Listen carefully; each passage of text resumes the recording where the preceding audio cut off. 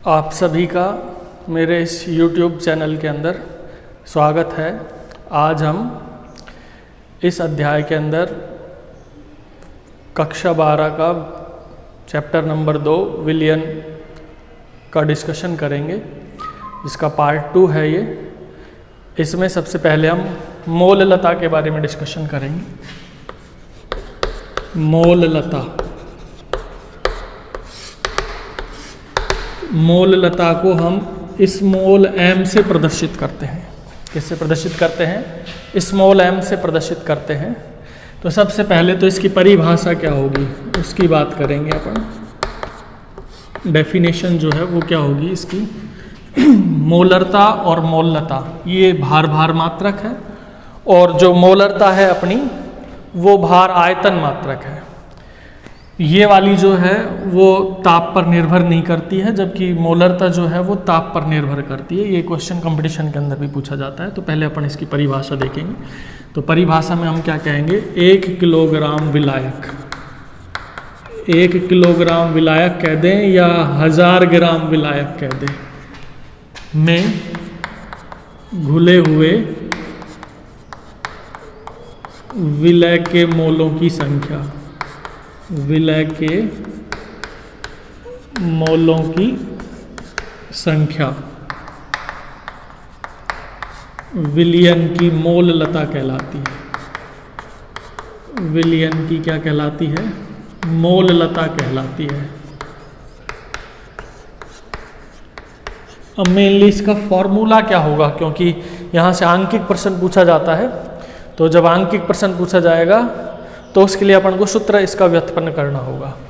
तो मोललता, जैसे कि अभी अपन ने कहा स्मॉल m से प्रदर्शित करते हैं, तो मोललता बराबर में हो जाएगा, यहाँ मोललता बराबर में हो जाएगा विलय के मोल बटे में विलायक का भार।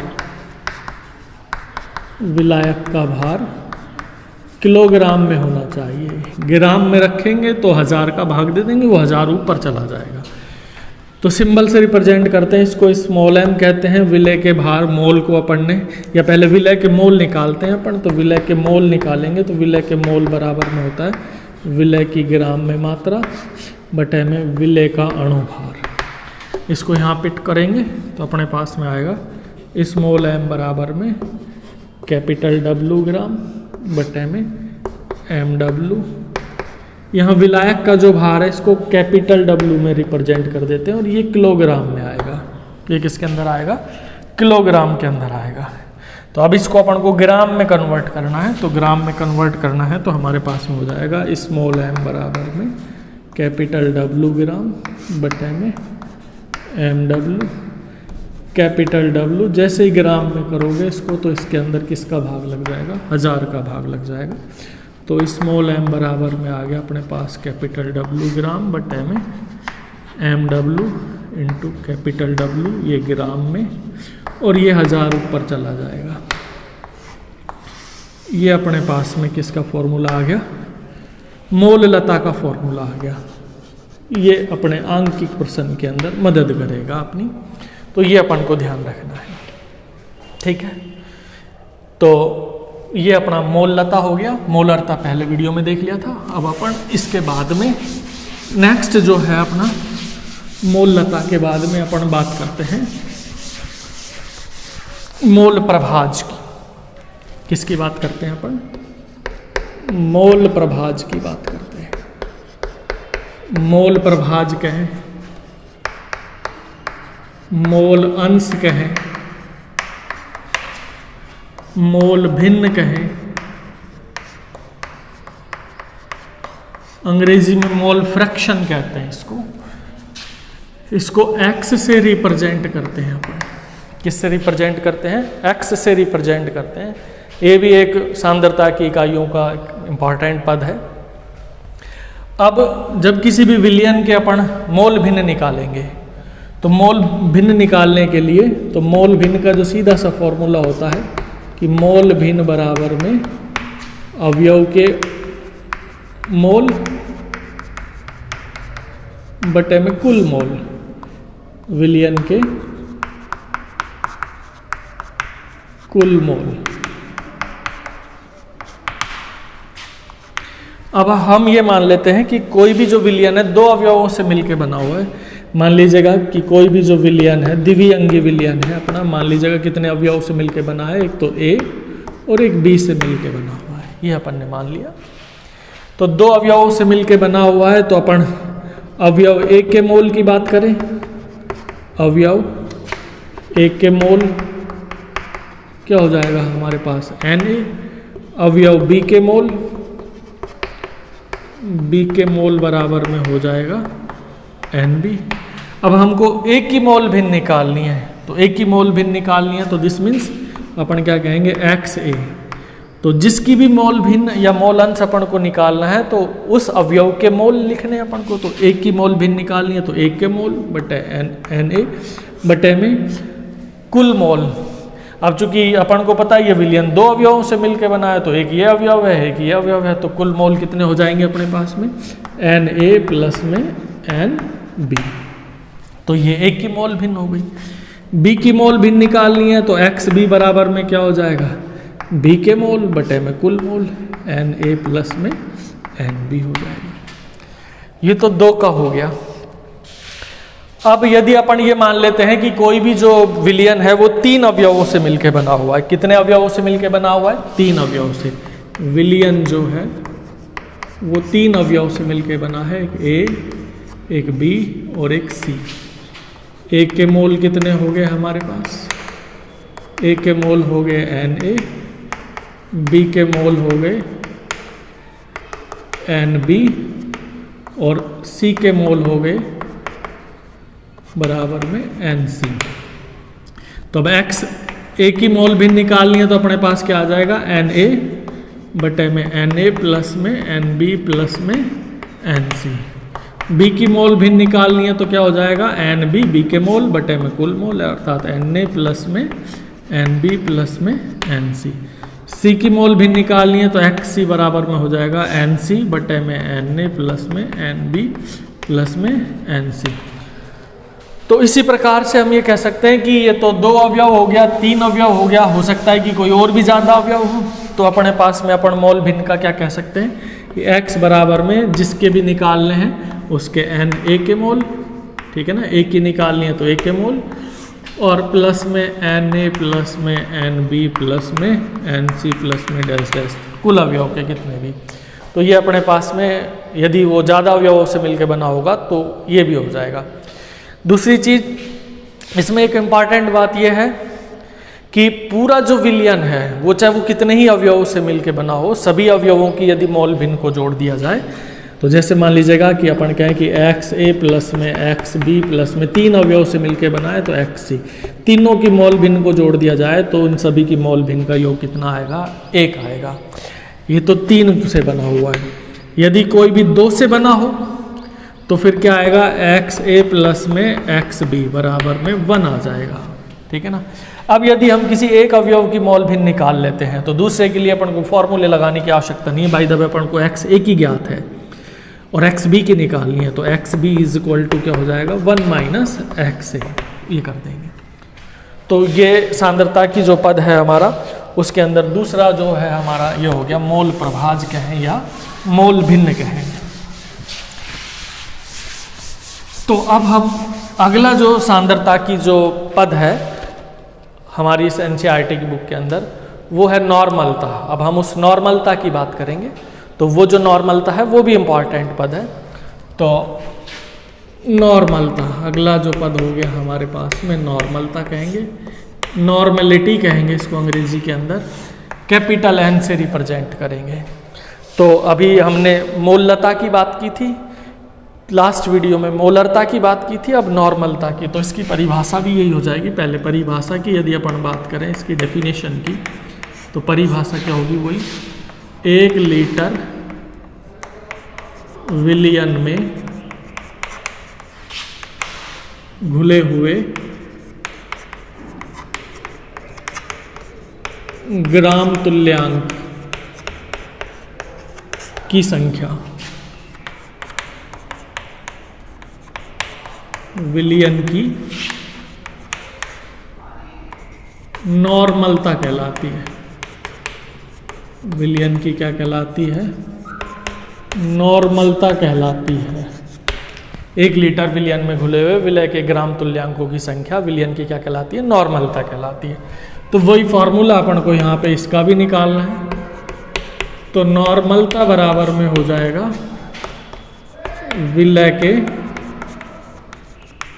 ग्राम तुल्यांक बटे में विलयन का आयतन। विलयन का आयतन ये भी किसके अंदर? लीटर में।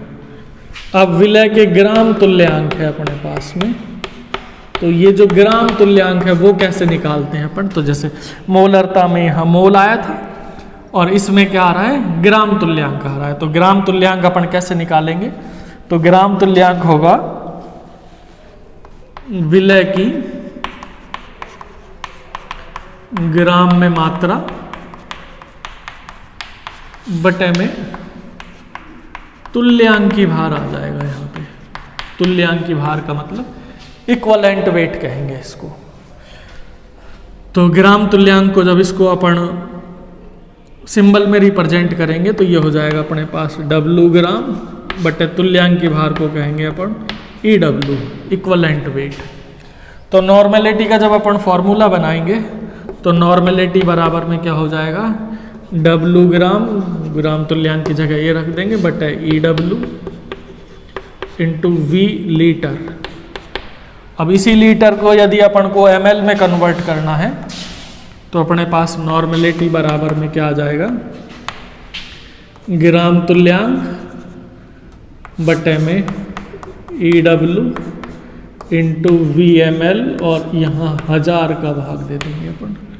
तो नॉर्मेलिटी बराबर में आ जाएगी अपने पास में W ग्राम बटे में EW गुणा में VML इंटू 1000। ये नॉर्मेलिटी आ गई अपने पास।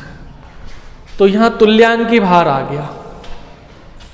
तो आप देखोगे कि नॉर्मेलिटी जो है, नॉर्मलता जो है अपनी, उसके अंदर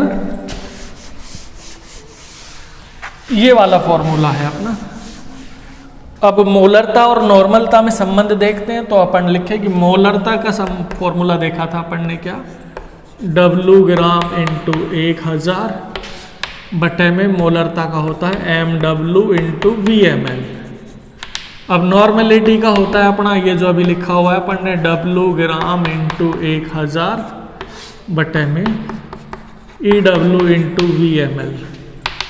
तो आप देख रहे हो कि ये फॉर्मूला और ये फॉर्मूले में ये जो चीज़ है वो तो इसमें भी है और ये इसमें भी है। क्लियर? यहाँ अणु भार है और यहाँ तुल्यांकी भार है। अब इन दोनों में यदि अपन को संबंध पता हो तो अपन मोलरिटी और नॉर्मेलिटी में भी संबंध निकाल लेंगे। तो आप देखें अणु भार और तुल्यांकी भार की यदि अपन बात करें तो अणु भार और तुल्यांकी भार में क्या संबंध होता है? तुल्यांकी भार बराबर में होता है अणु भार बटे में संयोजकता गुणांक। क्या होता है?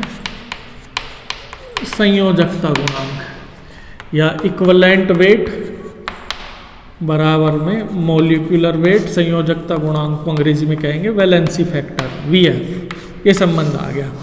अब ये एक नई चीज आ गई, संयोजकता गुणांक। ये कैसे निकलता है? यदि ये निकालना आ गया तो तुल्यांकी भार में अपन को कोई समस्या नहीं आएगी।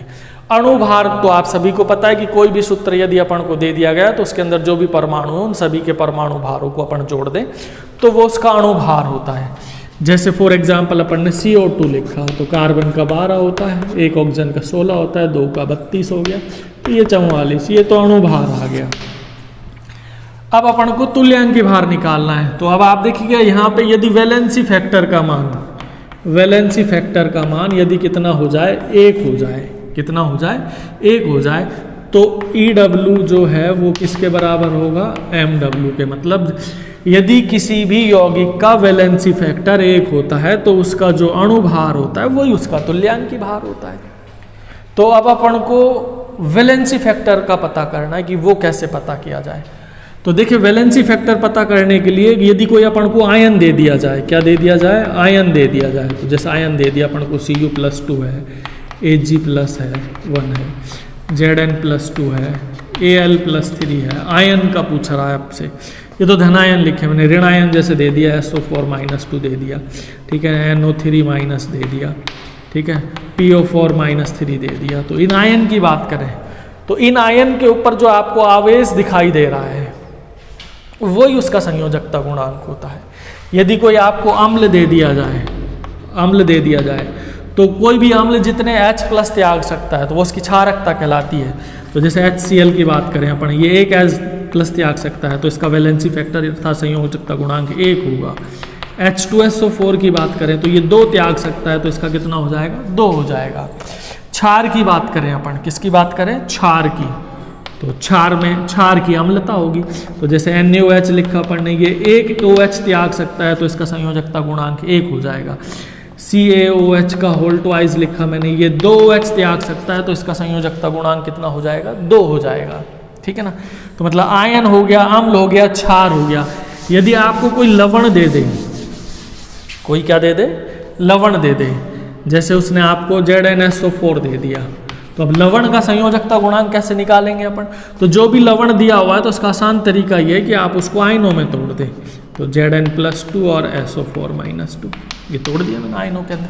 तो अब कोई से भी एक आयन को ले ले, चाहे धनायन को ले ले या ऋणायन को, चूंकि लवण है तो उदासीन होगा, तो जितना धनायन होगा उतना ही ऋणायन होगा उसके पास में। तो किसी भी एक आयन के ऊपर उपस्थित जो आवेश है वही उसका संयोजकता गुणांक कहलाता है। जैसे Zn यहाँ पे 2 है, यहाँ पे भी 2 है, तो संयोजकता गुणांक प्लस माइनस में नहीं होता, संयोजकता गुणांक 2 होगा, संख्यात्मक मान लेना है। जैसे मैंने लिखा लवण में Al2SO4 का होल थ्राइस लिखा, अब इसको आयनों में तोड़ोगे तो ये इधर आ जाएगा Al+3 और SO4-2। तो यहाँ SO4 की संख्या 3 है तो इसके आगे 3 लगाएंगे, यहाँ Al की संख्या 2 है तो यहाँ 2 लगाएंगे। तो एक Al पे 3+3 आवेश है तो 2 के ऊपर कितना हो जाएगा, +6 हो जाएगा। एक SO4 पे -2 है तो 3 पे कितना हो जाएगा, -6 हो गया। तो आप देख रहे हो धनायन भी 6 और ऋणायन, तो इसका वैलेंसी फैक्टर जो है वो कितना हो जाएगा, 6 हो जाएगा। कितना हो जाएगा, 6। तो आपने वैलेंसी फैक्टर निकालना भी सीख लिया। तो वैलेंसी फैक्टर निकालना सीख लिया तो अब अपने लिए जो तुल्यांकी भार है वो उतनी बड़ी प्रॉब्लम नहीं है। तो अब अणुभार आपको आता ही है तो उसके आधार पर अपन तुल्यांकी भार निकाल सकते हैं। तो अब अपने पास में जो मोलरिटी अर्थात मोलरता और जो नॉर्मल था उसमें और संबंध देखेंगे अपन। तो देखें, जब आपने मोलरता का फॉर्मूला लिखा तो W ग्राम गुणा 1000/mW × VmL हुआ, और ये नॉर्मलिटी का लिखा तो इस नॉर्मलिटी के अंदर यहाँ EW लिखा हुआ है, तो EW लिखा हुआ है तो अपन यहाँ क्या लिख सकते हैं, W ग्राम × 1000 में EW की जगह क्या लिख सकते हैं अपन, MW में वैलेंसी फैक्टर, ठीक है ना, गुणा में क्या लिख सकते हैं, VmL। तो ये वैलेंसी फैक्टर कहाँ चला जाएगा, ऊपर चला जाएगा। तो अपने पास नॉर्मलिटी बराबर में क्या हो जाएगा, W ग्राम × 1000 में MW × VmL, और ये वैलेंसी फैक्टर ऊपर चला गया तो ये वैलेंसी फैक्टर हो गया। तो आप देख रहे हो ये जो चीज़ है वो मोलरता को रिप्रेजेंट कर रही है, तो इसकी जगह अपन मोलरता लिख सकते हैं। तो नॉर्मलता बराबर में हो गया हमारा मोलरता गुणा वैलेंसी फैक्टर, ये अपना एक संबंध आ गया यहाँ। तो आप देख रहे हो यदि आपको मोलरिटी पता हो और नॉर्मलिटी याद करनी हो तो डायरेक्ट अपन उस अणु का या जो भी अपन को फॉर्मूला दिया हुआ उसका संयोजकता गुणांक से गुणा करेंगे और सीधा अपन को प्राप्त हो जाएगा वो। तो अब इस वीडियो के अंदर हमने जो देखा हमारे जो सांद्रता के पद हैं वो कंप्लीट हो गए हैं। अब जो अगला टॉपिक होगा वो हमारा वो इसके आंकिक प्रश्न के ऊपर होगा, तो वो नेक्स्ट वीडियो के अंदर देखेंगे। तो इस वीडियो के अंदर अपना इतना ही, देखने के लिए सभी को धन्यवाद, थैंक यू।